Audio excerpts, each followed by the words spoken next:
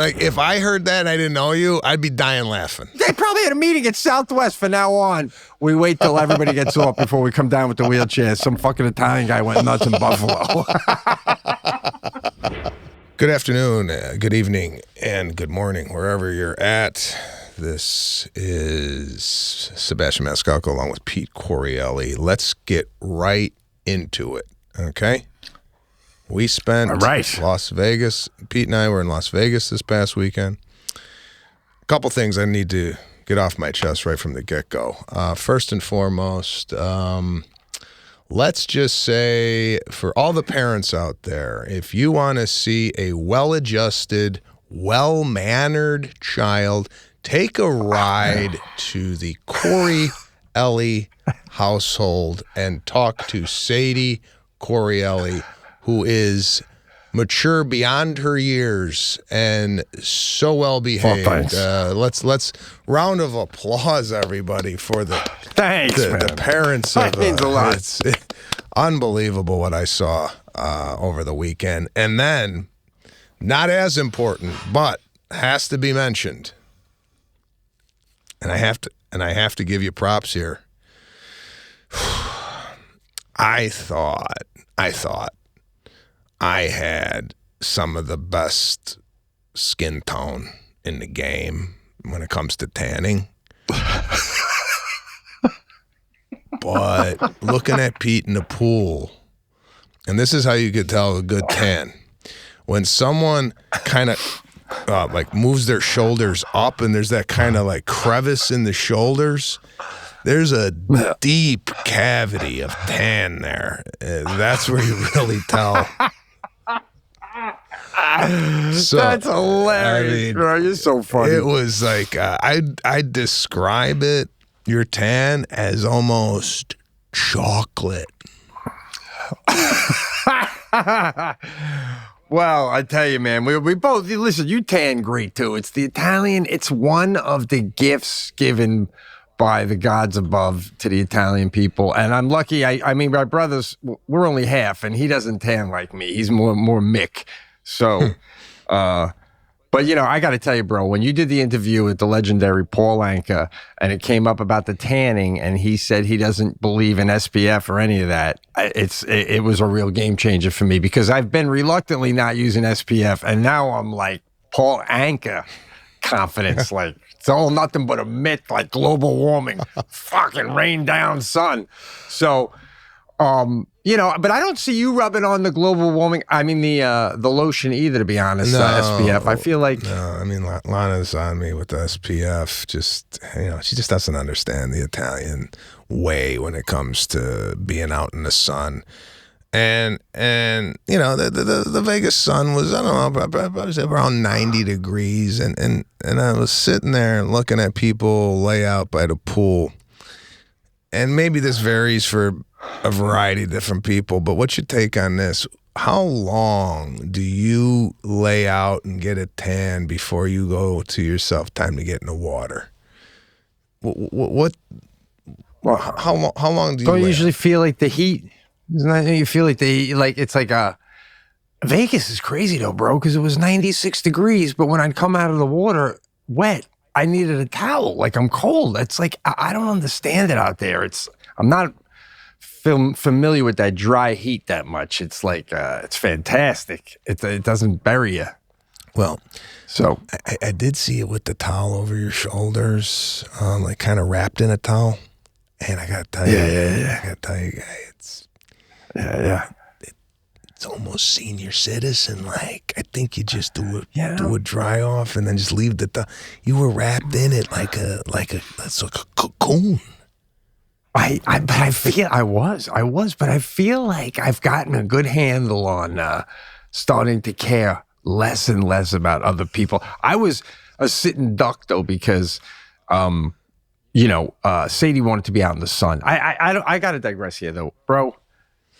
She had such a great time. Thank you for being like. Not only were you like, bring. You didn't even say whatever you want to do. You were like, bring her.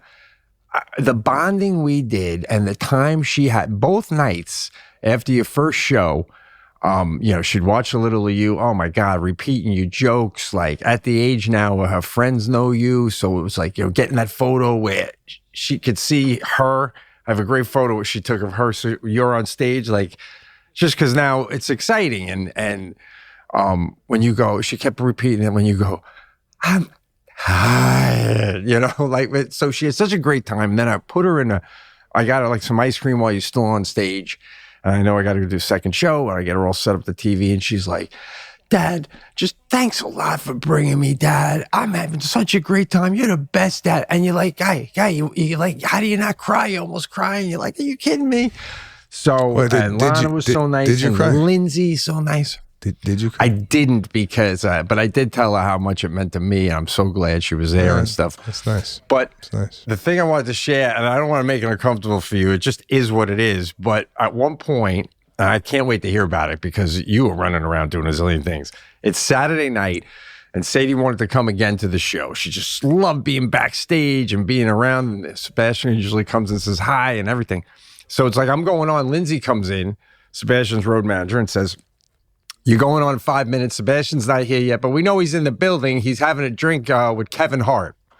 And then so you go on, and then he'll be here. So, and then she walks out, and I turn to Mike Ferranti, and I go, my daughter's 12 years old. What she just heard, if I was 12, it would be like if someone said, hey, Robin Williams will be here in 5 minutes. He's just having a drink with Eddie Murphy or something. Like that's the level, So she's like, holy shit. Like Kevin Hart's in the building. Mr. Sebastian's talking. So it was all like so exciting for her. But I'm in the pool a lot. So like everybody's coming up that's either coming to the show or been to the show or listens to this. And man, the fans, your audience is just class. Every one of them so nice. And it was actually really fun to be able to talk to them all and do that.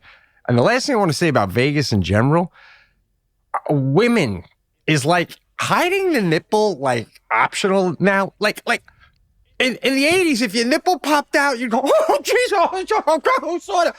Now it's like, yeah, so then later on we're going to go over to like it was a napkin that almost fell off the table. Yeah, no, it's all out for everybody to see there. It's no shame, no code of conduct, no nothing. It's out. This is it. Take a look at it. I'm not embarrassed. Especially the Europeans, man, they just they are a level of inhibition that Americans have not reached, man. They well, they're really loosey-goosey with the wear. Did you go over to that European pool? They got a European pool over there. It's topless. Do you know where that is? No, I didn't know that. Yeah. So where we're at, generally speaking, in that area, if you were to go kind of like the opposite way of the hotel towards like the banquet, there's a European pool, so it's topless over there. Not everybody's topless. It's just what should take? But that hotel's gorgeous. The hotel from soup to nuts. The place is just outstanding. I mean, really, from the service to the restaurants to the pool area is dynamite. The shopping, we went and did a little shopping, which I don't really understand. Shopping in Las Vegas, we went, but I just went because we'll walk around and walk in. I can't deal with the salespeople, with the whole with the hey, where you guys from? Oh, guy, I just want to take a look at the shoe, and then I want to leave. Mm-hmm. All right, we don't. Yeah. We know, but with the building rapport, I used to work at a place called Merry Go Round growing up. When I was 16 years old. It's the first thing they told us in the sales training. Establish rapport with the customer. Don't just go in and start showing them clothing. Ask how they're doing, where they're from, how's their day. And then after you built a relationship with the customer, you could then start, showing them the items. Okay? So I know the game. Oh, yeah. But that seems counterproductive. I don't want to be your friend. I want to buy whatever I'm here to buy. Every time you ask me something beyond the transaction, I'm less likely to buy because you're annoying the shit out of me. Did you play it that way? If you said something you felt like they didn't want to talk, did you back off? No, I walk out. I go, okay, is this how it's gonna go? No, when you were at the merry-go-round thing. I was awful at it. You could see right through it. So, where are you guys from? Oh God, I'm out. I'm not buying the Cavariccis. Forget it. By the way, Cavariccis. You know Cavariccis, right? I heard of them. Yeah. Very expensive, right? Well, I mean, Cavariccis growing up, you never had a pair. Tight. No, I don't know what. You don't know, guys. Can we throw up a Cavaricci so Pete could get his eyeballs on what I was wearing the late '80s, early '90s? I need a large photo of a Cavaricci. The Cavaricci pant was tight on the waist, bro. It was. Hold on. You gotta take a look, man. Yeah. Is that a good one? Let's see. Let me see what they got. Are you seeing any of this, Pete? It's. I've seen all of it. I've seen old photos of you and stuff like this. Okay, so Cavariccis back in the day were the pant for like the Italian. You know, I don't think it really penetrated your group because you weren't like. So Italian, but you know the tight waist with the belt that went downwards was the look, and that's what I was selling at a place called Merry-Go-Round. There's also a place called DJs that sold it. I also worked at a place called Ativo. This is all in the Woodfield Mall, by the way, people. This is Schaumburg, Illinois. That's where I was during my heyday. DJs, Ativo. There was also a place called Baccarat, which was a clothing store with a little bit more higher end clothing, suits, what have you.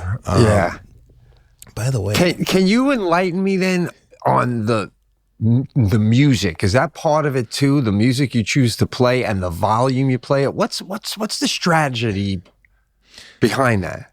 Well, for us, music was, first of all, getting ready to go out in the late 80s, early 90s. There was a music component into getting actually ready. So you would pregame the music that you were going to hear at the nightclub in your bathroom. So when I was getting ready at my parents' house. Yeah. This is great, bro. This is freaking SNL sketch right here. Well, it's kind of like those SNL guys. Ever Chris Kattan and Will Ferrell did that thing with the thing. Yeah. But this was more of an advanced, kind of give them a vibe of what was happening in my bathroom at 1989, 1990. So, yeah, we would get ready, and then the clothing kind of matched the music that we were listening to, in the sense that if you were wearing the Cavariccis with an IOU sweatshirt, IOU sweatshirts were big, with Giorgio Brutini slip-ons with a tassel. Yeah. Holy shit. Okay, so this is, if you could just picture 1989, me with Cavariccis on, no shirt, blow drying my hair, hairspray, and then you put the IOU sweatshirt on, and then not only this, we're then transferring this to the car. Now we're in the car, right? Yeah. Got the outfit on. Cars are arm rolled up. Everything's wet. Right? So you're like dancing while you're putting your shirt on, and seeing how it looks with the movements in the mirror. Now we're pulling out of the driveway to this. All right, we're going over to my friend Rocky's house. I had a friend Rocky. Oh my God. Rocky. We might have to beep those names out, but leave the Rockies in. I had two Rockies. I think we talked about this. Two Rocky friends, Rocky 1 and Rocky 2, bro. You don't even see a Rocky in a group at all, let alone two. No, you don't. So it's crazy. And they got a friend named Sebastian. I mean, what a crew. Two Rockies and a Sebastian. This car's just leaking oil. So then we go to my friend Johnny's house, right, to get liquored up, right? Wow, what, just a regular white guy? No, Greek. Oh, Greek. All right. We walked into Johnny's house. The beauty of Johnny's house is his mother and father didn't even give a shit if we were drinking. Now this is at Johnny's house, right? This is what we walk into at Johnny's house. I mean, it was like the door opens, right? And three guys, two Rockies, a Sebastian, a Francesco. Wow. Holy shit, man. This is it, right? And now we're drinking at Johnny's house. By the way, always had a designated driver. That was really important to us, so nobody was liquored up for driving drunk. Beautiful. So we always had a designated driver. Generally speaking, a lot of the times it would be either me or this guy Tony. We would, because we were responsible. By the way, shout out to Rocky One. Had a full-blown detailing business. Hey, let's cut this because we might not be able to use it on the thing. Rocky had a full-blown detailing business at 15 years old out of his garage. He would detail cars, wax, armor, all the whole thing, and it was a full business he had. Oh, wow. Very entrepreneurial. Wow. And I was like, this guy. I'm working at Fuddruckers, and this guy's got a full-blown detailing business. It was one of these guys. So it's a whole thing, Pete. It's the music, it's the dancing, it's the clothing, it's a whole thing. So is it safe to say, because I had a friend like that too, right? Rocky had a car way before everyone else that he bought with his own money, right? Like he's probably living like a 32-year-old by the time he was 18, right? Yeah, it's like he could have bought a house at 17 with a down payment. You know what I'm saying? He only stayed home to keep his parents company through high school. Yeah, he had my God. He had a Trans Am. No, it was a Trans Am with the bird on the hood. Oh, that was a car. Remember the bird on the hood? God, was that a beautiful car? Yeah. Jeez, I thought that was wasn't that Smokey and the Bandit? Did he have the bird on the hood? I thought he might have the too. Black. I think was it a black car with a gold bird? Smokey and the Bandit. Yeah. Now, when you went to college, were you able to find these men of the same ilk? And where did you find them? Did you guys find each other across the hall? Like, that guy's wearing the same pants as me. What are you doing Saturday? Back in the day, you found that group, and then we didn't really talk about this. We talked about it a little bit. It was the hair. So if you found a guy, that's how I pledged my fraternity, because they all had the same hair I had. That's how I looked at it. A lot of people join a fraternity. Oh, they got a good academic program. They're good at sports. I was like, God, there's 7 guys that got the same hairdo I got. That's the fraternity for me. And did that equate to being Italian when you met them? Yeah. So a lot of Greeks had my friend Johnny, my friend Steve. And then my friend Rob at the time and his brother Anthony, they all had just manes permed out in the back. Actually got their back of the hair permed out. And Johnny had the best hair out of them all. It was just so thick. Mine was so thin, you really couldn't get. I had a tight perm, didn't loosen up. The curls didn't loosen up. I had a kind of a tight. And my father was like you literally. Yeah, my father gave me a perm. Got a perm by your dad? I went to go get a perm by my father. Wow. Can you imagine? Oh, my God. What is that? What do you do to get a perm? You could curl it in there curlers. Or Curlers, you sit under the dryer, bro. And how long does that last? A couple weeks? Couple months? Well, I mean, yeah. I liked it when the perm relaxed because then it was a little bit more fuller back there. At the beginning, it was a little tight and it was a little too crimped up. But yeah, you got to let the perm relax. I don't even know if they're doing this anymore. Like guys getting permanents. Even girls. I don't even think girls get perms anymore. Oh, man. What a time. What a time, bro. It was. It was a time. So that was that. The weekend was good. We went to go see No Doubt for a little bit in between the shows. And then I did the Las Vegas thing. I never been to an NHL playoff game. Totally different environment. And when you go see the Las Vegas Knights, I mean, it's like a nightclub in there. You know, they're playing like there's a disco ball going. It looks like you walked into a Las Vegas nightclub. Watched them warm up, and then I did the siren. I think I screwed up my shoulder spinning that siren, and then we watched the game for a period. Right. I have a thing now, bro. I think there's something wrong with me. When I go to games, when I'm invited as a guest to games, whether it be the hockey game or I went to the Ohio State Michigan game, when I'm at the game, the team that I'm there for is losing. I think I'm bad luck. I left after the first quarter, and the Knights were down 3-0. As soon as I left, they won 5-3. Oh wow! So I don't think I should be invited to any more of these games. Maybe you'll stop being like invited the other way. You know what I'm saying? the visiting team. Like next time you come to Vegas, Vegas is going to secretly invite you to the other team's side, hang out with them. Well, bro, I can't believe how much running around you do in a day, because that was you hung out at the pool Saturday, then you went and did that at the hockey game, then you came back and hung out. I saw on Instagram too that hanging out with Kevin. I don't know, well, it's on your Instagram, so I can bring that up.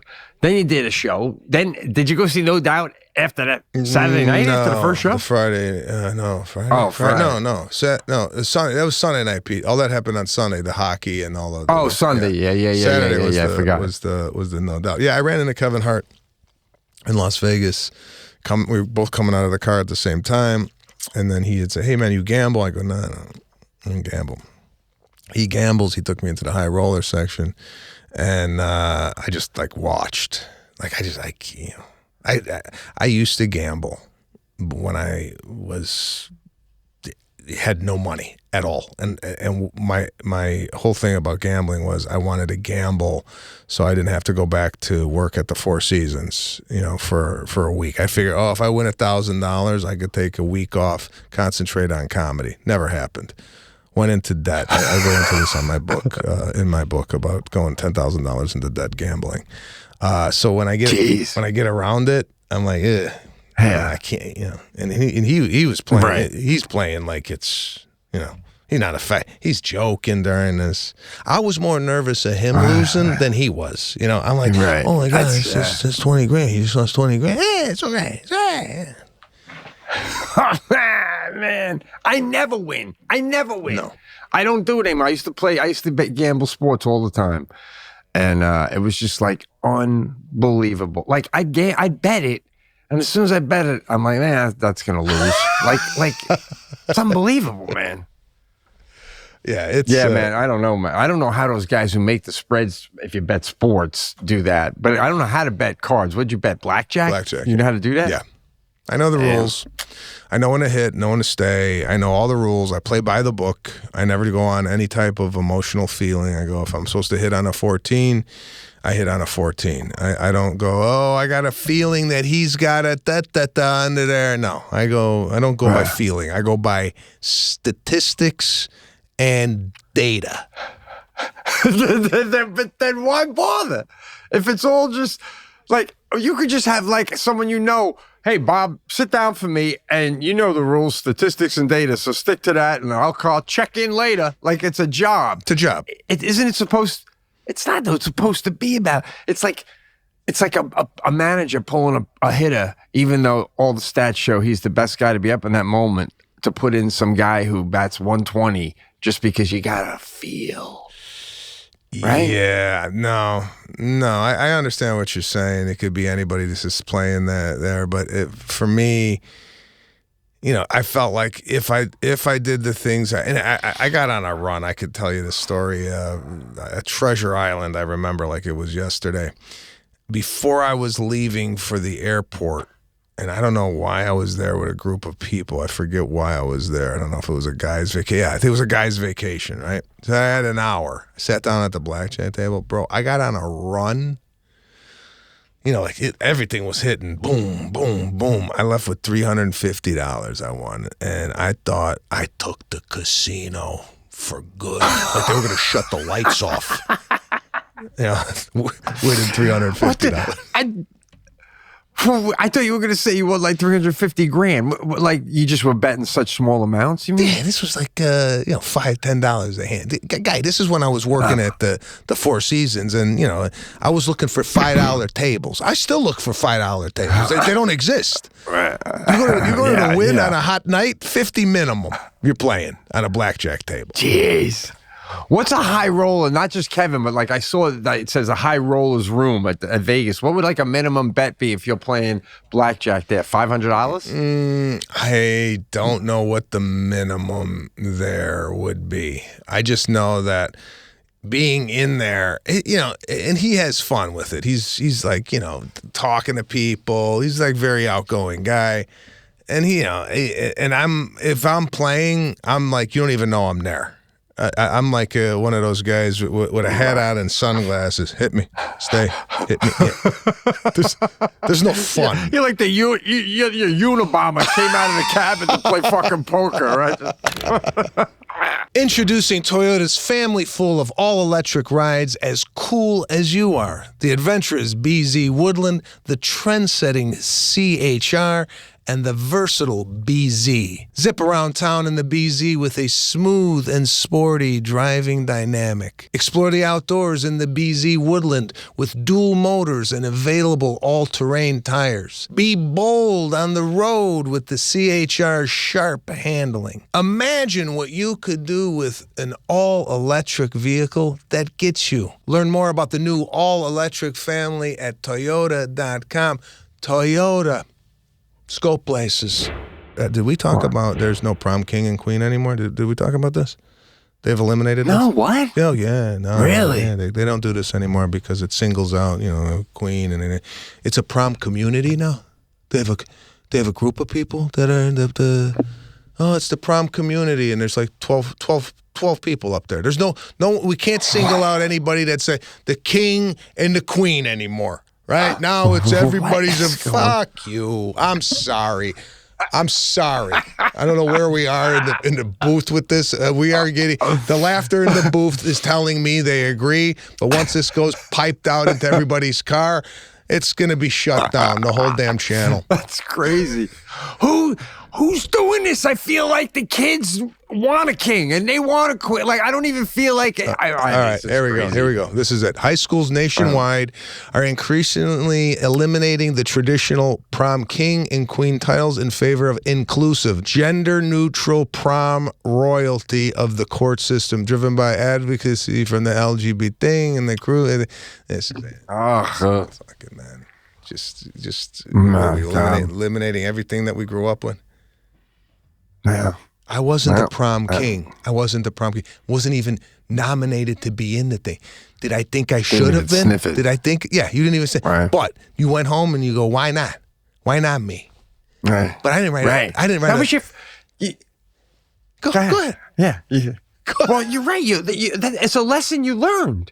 Like you said, I didn't win. I wasn't nominated. I felt like I was like not as important as the person who did win. But then my dad pointed out that the winner will probably be pumping gas someday. He's peaking now, and he explained how that works in life. And it turns out that guy was peaking. The whole Brenda and Eddie from Italian Restaurant, Billy Joel song. It's like, you almost as an adult you realize you don't even want to be prom king. I want to be popular when I'm older. Like, I don't want to do, you know what I'm saying? It's all too, because the prom king in high school, how often does he just keep winning all the way through life? I have to tell you, the prom king in our high school is running a large hedge fund right now and is extremely successful. Okay. Oh man. Oh shit. I don't know what a prom king. What is a prom king? I don't know, man. Do you remember the prom king at your high school? What his name was? No, but I remember the queen ended up, believe it or not, dating Billy Joel. She became a reporter. Okay. And she started dating Billy Joel. Like, my God, we used to drink beer, listen to Billy Joel. Now it's her boyfriend. Yeah. So you're proving your own theory wrong. The king and queen, generally speaking, out of high school, tend to flourish.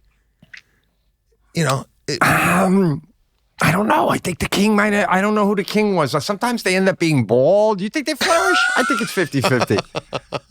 I think it's 50-50. But like you said, again, same thing. I wasn't sniffing it at all. And it taught me. It taught me to, like, if you want to be important, you got to work at it because you lost. You're a loser. Yeah. And now, I would have, that's great. It helped me. It helped me. And by the way, bro, did you love school? School's not like, nobody loves it. You like gym and lunch, and then you want to get the fuck out. So, like, what do you expect? Yeah. You know? I hated school so much as far as, like, even socially, that I would run home. This is how much of a loser I was. But I didn't go and tell everybody at graduation, you know. What? Everybody went out to lunch for high school. They met out. They went to Taco Bell, this, that, and the other thing. I went home and watched. Oh, yeah, I know. Yeah, and I watched Three's Company. That's what I did during my lunch. I made you the comedian you are today. Jack Ritter. I swear to God. John Ritter. John. Hey, if you know him as well as I do, you can call him Jack. John Ritter, that's right. Yeah. Pure legend, man. I remember that about you. You were even more of a loner than most, bro. I mean, I mean, to go home at lunch is like, that's the big socializing moment of the day, man. That's when everything gets rebalanced. Wanted no part of it. Yeah, but instead, anyway, yeah, because a lot of my friends were in another high school, so on the weekends, that was my lunch, going out to McGreevy's Dance Club, Acapulco Bar. I had a fake ID at 16, man. By the way, what's your take on this? I mean, your daughter's getting up in age in regards to, you know, teenage years and whatnot. She comes home at 15, 16 years old with a fake ID. Is this something in the Correale household that is tolerated, or what's your take on fake IDs I mean, what age did you have one? I had one. I had one like young. I was always good to go. In college, I had one. I didn't have one in high school. But with her, it's more of like, you know, I'm really careful about it with the weed. But like Jackie, like, sits down on the couch at night, does a couple puffs when Sadie's in bed, and I'm like, she could probably smell it. Sometimes Sadie comes down to say goodnight or something. And Jackie's like, whatever, we'll have the conversation with you. So I think my kid might be rolling doobs by 10th grade in her bedroom. That's my concern. She's gonna fucking walk in, she's listening to Grateful Dead with a strobe light on. But I got to tell you one thing. I know I'm raising her right. You're going to be proud of this. I'm so glad I remembered to tell you. So she's just about 13, and recently she had a boyfriend. You know how that goes. Yeah, he texts, "Want to be my girlfriend?" and then they don't even say hi in school. That's like what it's about, basically. So she was telling me in Vegas, because that came and went, and I said, you know, Mom and I don't want you doing that again anyway. You know, you could be friends with someone, but don't call them that. You're too young. Mm-hmm. But anyway, we're on our way to Vegas, and she was talking about, she's like, yeah, Dad, another reason why, you know, I stopped a long time ago with him. I don't want to say his name. She goes, because, you know, when, you know, people can Google you and they see, you know, you the stuff and Mr. Sebastian, all the stuff you guys do. So he Googled you guys. And then I was saying, oh, you saw my dad's stuff. Isn't he funny? And he said that the boy she was dating said that our show, well, your dad's humor is not my family and I watched it. It's not really our style, and the show isn't really our style of humor. What's the style? I did this. Take her out of the school. Oh no! Well, that's what I love. She cut him loose. She's like, "Dad, not the style. They're hilarious. Are you kidding me, Dad? You know, everyone loves the show, Dad. Not your style." No. And then the parents too. What is the whole family weird? I don't know, bro. I put it to you this way: if they heard the conversation we're having now, this ain't their style. I think you know what I'm saying? I think it was like, you know, you tune into us at any given time. It takes about 5 seconds to get a general idea of the way we are. Okay. But I love it, man. You don't think that's funny? I cut you loose. You're out. That's a great point. It does the guy Sadie bring home have to like your comedy? Yeah, let's say she's just 18, 19, and the guy comes home, hey, Mr. Coyle, nice to meet you. you know, and then he goes, yeah, you know, comedian, yeah, not really my thing, but, you know, to each his own. Do we just tell the kid, you need to go home?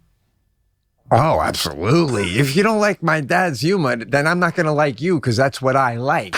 Is like sort of, you know what I'm saying? That's the thinking. Yeah, he's done.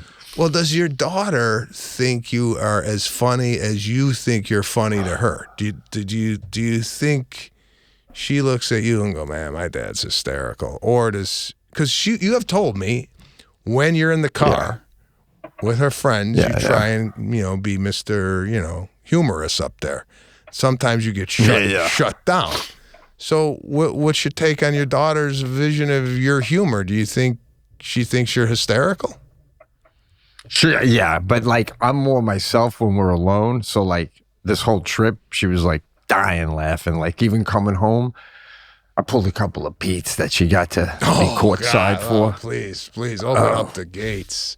We love. There's just short bursts. I don't care if they're one word. Anytime, this scenario around it is what we want to hear. So the first one was coming home. We had a 5 a.m. pickup Monday morning out of Vegas. And we get down to the lobby. And as soon as I get down there, our flight is delayed. They're missing a part. They need a part. Might get out by 10 a.m. Like, holy shit.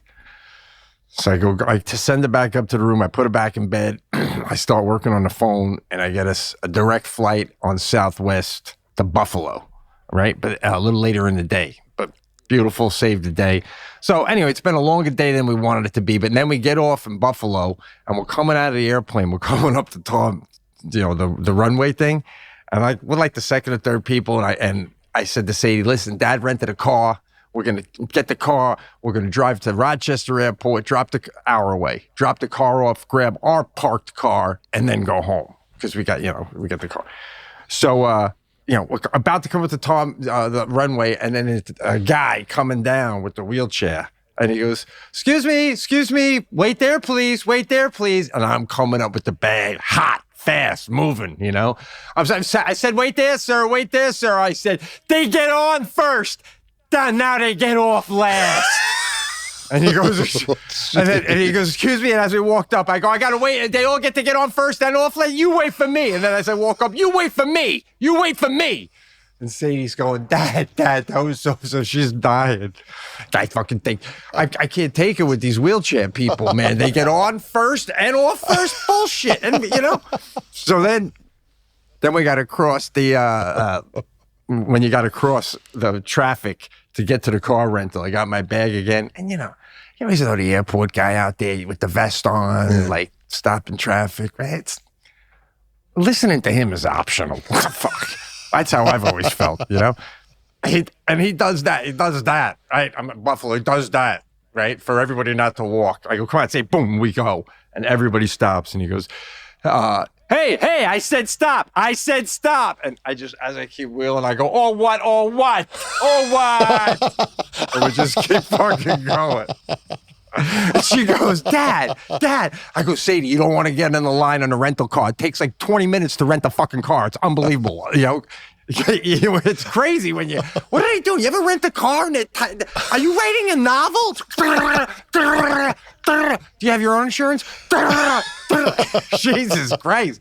So I was trying to beat the rush to Enterprise. Now you bring... You know, you got it. It's life, man. Alpha. I love the way you're like, you're moving and pulling a Pete at the same time. I don't even think we've even scratched the surface on this yet. Normally it's a confrontation head to head. This is pulling Pete's as you're walking by. You're giving it to people on the way out. You're telling a guy or what with a half a look back. I mean, this is, and you're just standing there like, you know, what are you gonna do? You're gonna chase me? What are you gonna do when you catch up to me? You're gonna call a cop and go, I get the fuck out of here, guy. You know what I mean? So, and I don't mean to belittle people, but like I've reached a certain age. I'm not gonna it's the little things now. Like, no, I agree. You don't respond to that either, bro. I know that, man. Like, I don't like it either. I'm not as vocal as you are about like, you know, like as you know, in public, you seem to be extremely vocal. Where like you're the type of guy where you'll do something like this with the handicap or the wheelchair people, and you'll go, "What they get on first?" Like if I heard that and I didn't know you, I'd be dying laughing. I wouldn't. That's why I can't believe I don't get more of that, bro.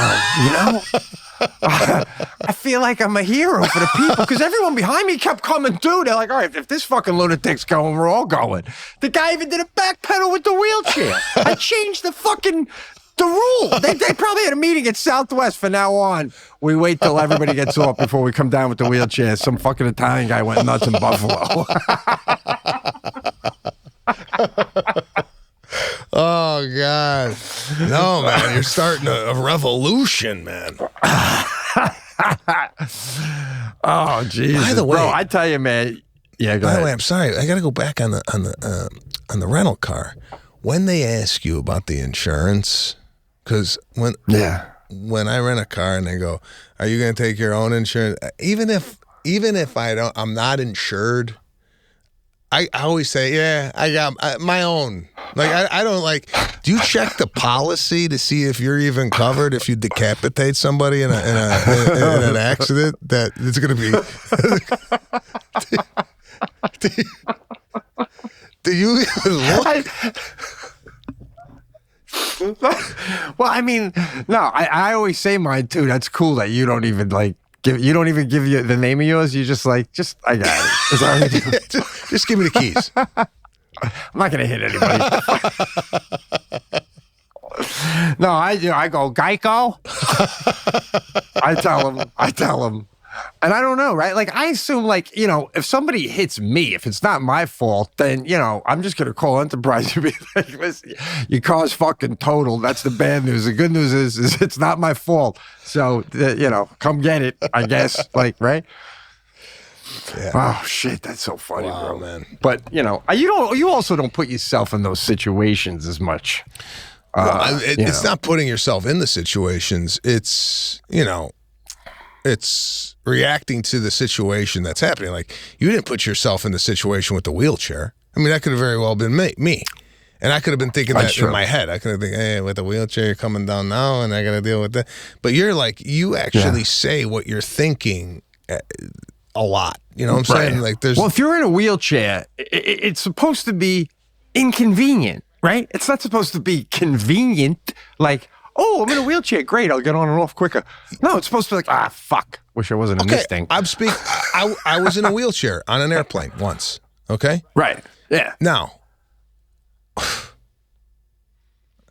Listen, I did enjoy the pre-board. I did. Yeah. I was in line with like 7 or 8 elderly. I remember that. Your manager at the time wheeled you, right? Yeah. But I did something that I don't think a lot of people in a wheelchair did. I did wait until everybody got off the plane, and then I got off because I didn't want to be holding up the plane because I can't get the bag and I got to ask somebody to get the bag. Then I got to hobble. I got to hobble off the plane, and I didn't request the skinny wheelchair. This is another thing. If you're in a wheelchair, right, and then you can't walk at all, you got to get the skinny wheelchair out of the big wheelchair. So they big wheelchair you down, right? And then they transfer you into the small wheelchair where you have to go down the aisle so it can fit down the aisle. I declined all that. I'll hop the fucking, I'll hop off. I ain't doing no skinny wheelchair down the thing. But I waited. I waited till everybody was off, which I think was a class move. But these wheelchair people, I gotta agree with you. They're like, they're all lined up right there with the sign. And they say, hey, what the fuck? I got to get my bag. Did you feel that when you got off last? It wasn't worth getting on first? Did you feel like the person who got off first is probably already home in the shower? Yeah, but by the time you got off the plane. Yeah, but there's people like you thinking bad about that person in the shower. They don't even know it, though. I know it. I know that I don't want that. I don't want people going, this is it. I don't want people talking about me to their friends when they get home. You know what this asshole did? He got up first because he thought he was in a wheelchair. He thought he was, I don't want that. Yeah. That's right. Yeah. Yeah, no, I appreciate that. I wish you were on my plane. That's how.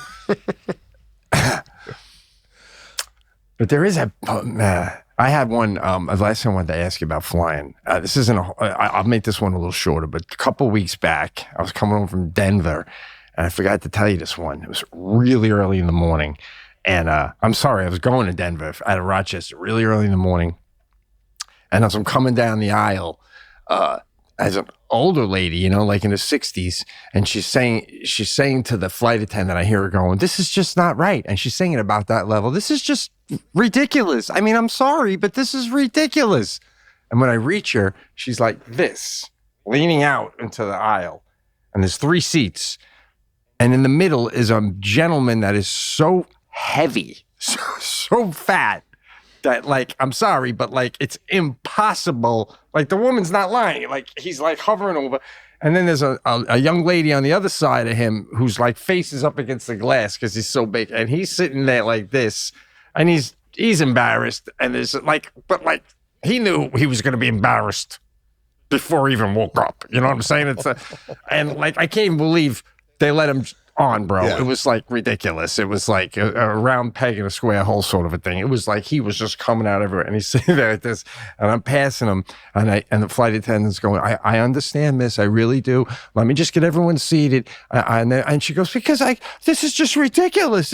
I understand, miss. I can't. And then the flight attendant goes, miss, let me just get everyone seated, and we'll see what we can do. I just don't want to embarrass anybody. And I'm looking down the aisle in my head, I'm like, that went out the window like 300 pounds ago, all right? Like, this guy. So I guess my question is, do you feel, what's your take on weight with a seat on a plane? Do you think that it's, no matter how heavy you are, you're a human being and you have a right to a seat? And if I don't fit in that seat, find one that I do fit in, and it's not my problem that I'm gigantic and overweight, I'm still a human being? Or do you think, like, the airlines can go, your average human being doesn't weigh any more than 250, anything over that, and we got to charge about a pound? Well, I think they should charge people by the pound. Well, we have a large man in studio right now. Okay, Andrew. I don't know if you know this. Well, you should have did the show at home, guy. Oh, tall. Okay, he's tall. He's 6'8", 6'7", yeah. Okay, so he's 6'7". He's not overweight, but he's tall. 285. Yeah, okay. So I'm way over his 250. Okay, he's 285, 6'7". All right. Now, we've all been in coach. We know what those seats are. All right. We've been in first class. Even the first class seats aren't like huge. So, Andrew, when you fly, I mean, this has got to be awful for you. It's terrible. I've also had both knees reconstructed, like full ACLs. So I need an aisle seat, which then means I'm getting hit by the beverage cart every time it goes up and down, or anybody going to the bathroom for that matter. But is your knee up against the seat, and like if you? It's out in the. It's like across the aisle. But if you were to sit like a normal person, would your knees hit the seat in front of you? Yeah, no one's leaning their seat back in the seat in front of me. If they do you say we can't do that? They physically can't do it because the knees are pushed up against it.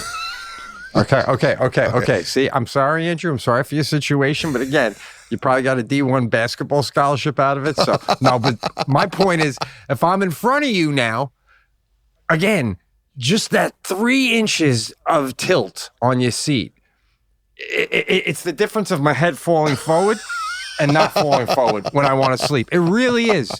So now I can't. Now I'm flying all across the country, and my chin keeps banging into my chest because the guy behind me is too tall.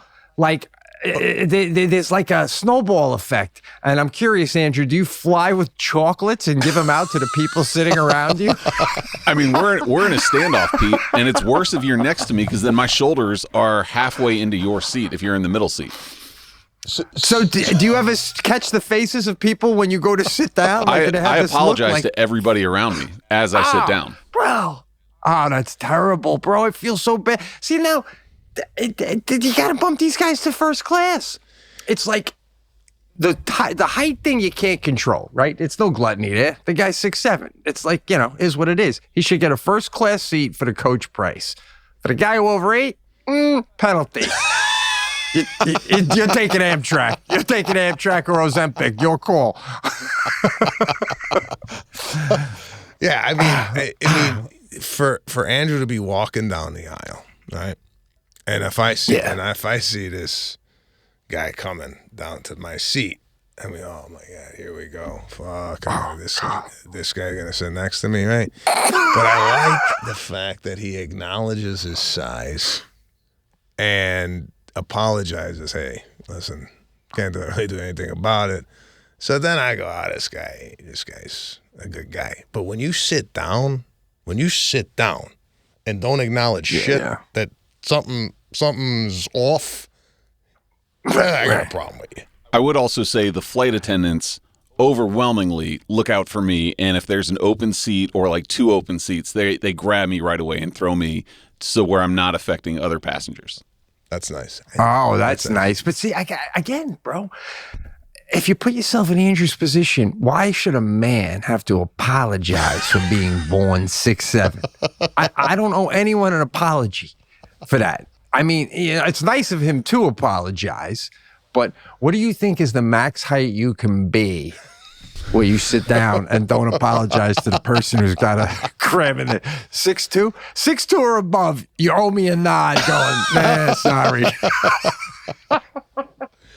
Well, the average height of a man, let's pull this up. Average height of a male in the United States has to be, I'm guessing, 6 foot. Is that the average? Is that the average height? What do you say? Maybe It's 5'11". saying 5'9". Oh wow, 5'9". 5'9". Wow. So based on that, if you're 6'3", I say 6'3" or higher, we start bringing some type of apology to the hey, I know I'm tall, so you know. The world, U.S. males in the world, 5'9". Yeah, 5'9" is so. Yeah, you blow that away, Pete. You're far above an average male. Well, Andrew couldn't even live where I live because it's mostly small planes from Rochester that get you to New York or Atlanta, and then you get on bigger planes. And the planes that we fly out of here, I literally don't even think his legs could even fit in there, bro. No, he'd probably sideways. But they also do the one where you have to balance the weight on both sides, right? Oh yeah, that's another thing. This guy gets on the side of a plane. The thing it's gonna do a corkscrew. He sits on one side, and the rest of the plane sits on the other.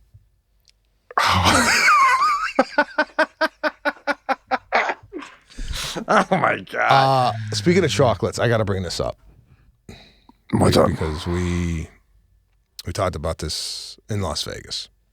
So I've mentioned on the show before that my thing is sending a card with a box of chocolates to people if they did me right in any way, shape, or form. You get a card and some chocolates. So these two guys that run a lounge in Las Vegas were nice enough to show me around and show us around. Hey, this is the casino, this is that. Let me know if you need anything. Boom, they got a chocolate box and a card in the mail. Thanks for showing us around. Appreciate it. So I ran into the guy again. Two of them I ran in. One didn't say nothing about the chocolates or the card. The other one goes, I got the chocolates.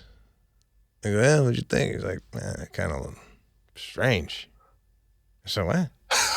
He goes, yeah, I called my buddy up. I go, did you get chocolates from Maniscalco? He goes, yeah. Kind of weird. I go, what? Allison's looking at me through the glass. She's stunned. So I go, what, you never got chocolates before? He goes, yeah, from my grandma. I said, at least I'm in good company. So, and then I just got, I had a guest on the show, Robbie Hoffman, comedian. I sent her a box of chocolates. Thank you for being on the show. And it's similar to what I was doing, remember, with the cheese plates when Bill Burr came on, I gave him a cheese and meat tray, and he kind of looked at it like, what the hell am I going to do with this, right? Right. Yeah. So you got the people who look at these little moments of gratitude and go, what the hell are we doing? And then you got Robbie Hoffman, who's, this is very nice, thank you very much, this, that, and the other thing. But do you think people are responding in a positive way to the card or the chocolates? Because I'm not getting a lot of like, hey, these are the most amazing chocolates I've ever had. That's what I'm looking for. I'm looking for, God, I've never had these chocolates before. I'm going to start sending them out. Right? I'm not getting that. I'm getting, thank you, that was very nice what you said in the card, which is fine, but I'm also looking for like chocolate acknowledgement, which I might have to take the chocolates out and just start doing the card because I don't think the chocolates are getting their due. Wow. I mean, what do you, like, are you invested in this chocolate company or something? Like, what are you giving? Like a little box of 4 or 2? A little box of 4. Little, sea salt on top. I'm going to send you one, and you tell me. Let me earn it. Wait till you feel like I deserve a thank you. But you know how it is. If you got chocolate right now, you're probably not going to eat it. We're grown adults. It's like, it's a very decadent thing to just bop in for no reason right now. Maybe some people are allergic to chocolate. Some people are on strict diets. Some people, I wouldn't be surprised if they were regifted a couple times. So, it's like, it's a tough thing to just say, oh, I'm just going to eat some chocolate in the middle of the day. I would agree with you given any other chocolates. Because you get chocolates, you're going to eat this shit. Hey, you have this chocolate, bro, I'm telling you. I love chocolate. I'm just saying. Outstanding. If you have the chocolate, you're gonna eat the whole box in one sitting. And I don't know if they're... That's why they're not. That's like, you may as well just send me a fucking pint of ice cream with your thank you note. It's not happening. It's too much. I think you should rethink a little gift, but maybe non-edible, maybe a nice bookmark. I mean, maybe I should, sending the chocolates to men is a little, Yeah. Well, I mean, but... I gotta figure you didn't like send. You probably told Allie, "Can you send out some chocolates?" Right? I mean, do you think they're going? Think you're putting your finger on the bow and tying the box? I mean, I don't think they think that. Allison's getting involved. Oh my God, Jesus! Every time I go in there to get them, I have to get myself a chocolate. That's how good it is. Like, it's an actual work hazard. It's so good. Well, we're also talking to a woman. This works with Sebastian. We'd be on the road no matter what city we were on the road. We could be in like Omaha, and she'd go, I had a wonderful day in Omaha. That's I not got true. A nice call. You're so upbeat. Like, they could be Russell chocolates, and you'd still act like they're the best, the Stovers or whatever. That's not true. I have a very discerning taste. Yeah, she does. She's got a nice palate, and she loves the chocolates as well. I think maybe for guys, I gotta do maybe golf balls or something. I don't know. Maybe I gotta switch. Golf balls, like monogram golf. Hey, I'm getting nods in the. Give a nice like Pro V1 box. Yeah, Pro V, but but branded. Maybe with it ain't right, or maybe whatever they like. Oh, that's cool. Put some funny saying on it. I don't know. What if you put the thank you on the ball? Thanks for the tour.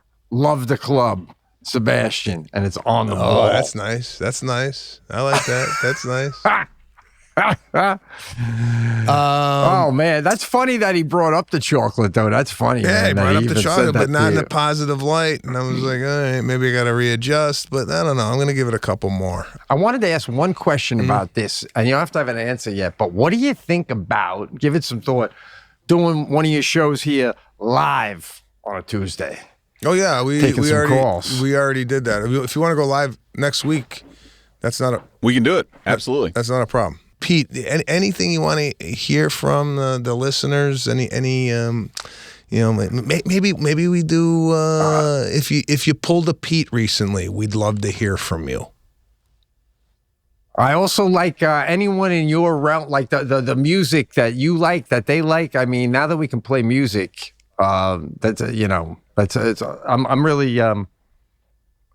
keep it coming, bro. I liked all the music you hit us with today, and it's interesting to see what you guys are into out there too as well. Really excited for this. God, I'm getting cramps in my hamstring, bro. I am dehydrated. I don't know what's going on, but I'm going to go drink some water. Pete, you're going to go and raise your child properly, which I suggest everybody else do out there. Thank you once again for listening and viewing the show. Bye-bye.